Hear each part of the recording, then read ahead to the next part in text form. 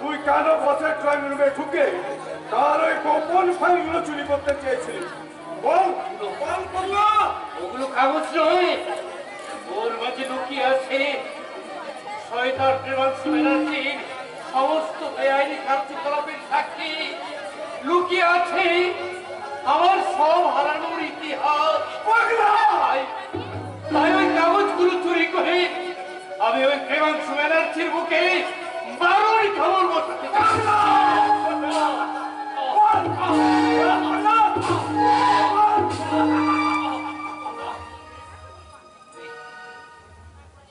অনেকবার আমায় চাবুক পেরেছ, কিন্তু একবার তোমার ওই বিবেকের মনে চাবুক পেরে রেখেছ। তোমার মনুষ্যত্বটা জেগে আছে না মরে গেছে? মরে গেছে।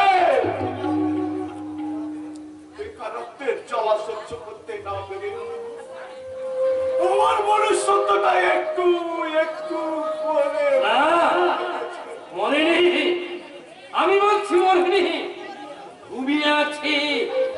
একটু খুঁজা দিলে আবার জেগে আসবে। তোমার মনুষ্যত্বটাকে আর আমি জানতে দেব না।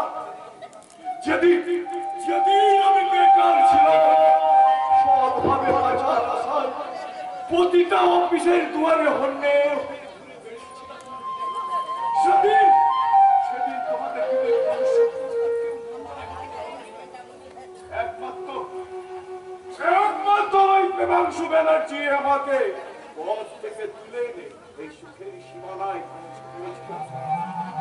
তাই প্রেমাংশু ব্যানার্জির কোনো ক্ষতি করতে চাইলে তোকে আমি কোনো ক্ষতি করতে দেব না। কি বলবে? আর তুই আমার বসে সর্বনাশ করতে হাত বাড়িয়েছিস, তাই তাই তোকেও আমি